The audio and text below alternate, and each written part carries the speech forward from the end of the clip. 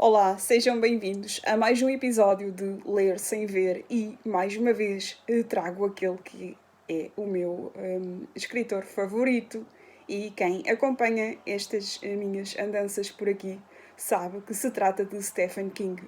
Desta vez ele traz-nos uma coletânea de contos de terror, como não podia deixar de ser, a que foi chamada Tripulação de Esqueletos. Tripulação de Esqueletos é uma coletânea das muitas que Stephen King tem com alguns dos seus contos, que escreveu nomeadamente para publicações.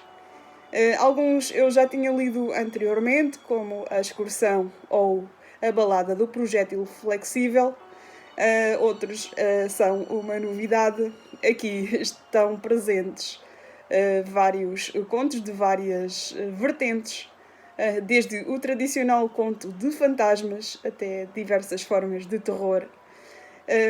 Eu aqui elejo um conto que foi, sem dúvida, o meu favorito, que é O Macaco, e eu gosto muito desta vertente de contos de terror que se dá a propriedades maléficas a objetos aparentemente inofensivos. E aqui há dois contos que saltam à vista. O Macaco, que trata de um simples macaco de corda, daqueles de brincar, que tem a propriedade de adivinhar a morte das pessoas ou de atrair a morte cada vez que toca.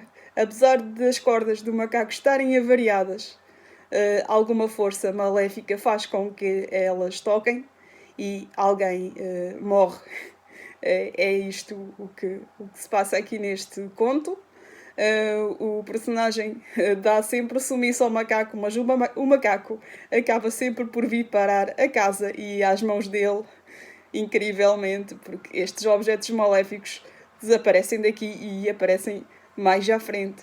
Depois existe ainda um outro conto com o mesmo tema. Trata-se de um inofensivo caminhão. Toda a gente já passou à berma de uma estrada e vê veículos abandonados. Pois bem, eles estão ali, não fazem mal a ninguém. Eu conhecia uma oficina inteirinha desses veículos e agora estou a ter uma ideia sobre um deles.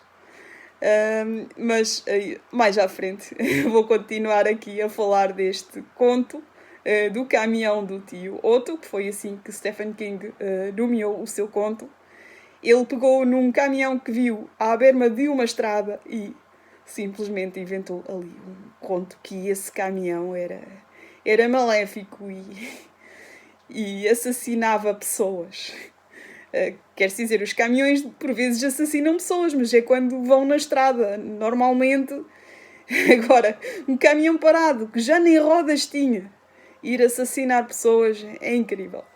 E tem outros contos, tem desde canibalismo até uma questão ali, um trilho também, fala de trilhos, tem mesmo a ficção científica aqui presente no conto A Excursão. Aquele conto inicial, O Nevoeiro, que eu também tenho como livro individual, também está muito bem. E aqui o que mais me fascina neste livro é que Stephen King dá a conhecer a sua veia criativa, como é que surge. Ele, para cada conto presente neste livro, indica-nos o que é que o inspirou a escrever tais coisas. E eu particularmente que gosto de escrever e tenho em Stephen King uma referência, adorei esta forma de criar do autor e identifico-me porque também poderia aqui fazer algo para os meus contos. Cada pessoa tem as suas inspirações e elas vão variando. Ele diz que, por exemplo, aquele conto que eu referi há pouco, O Macaco, surgiu de uma banca de macacos de corda que o autor viu algures e resolveu pegar num desses inofensivos macaquinhos e atribuir-lhes um poder maligno de adivinhar a morte. O caminhão, como eu referi, ele passou por um caminhão que estava abandonado à beira da estrada, e o episódio do trilho ele inspirou-se, imagine só, na própria mulher que prefere andar por trilhos em vez de estradas normais.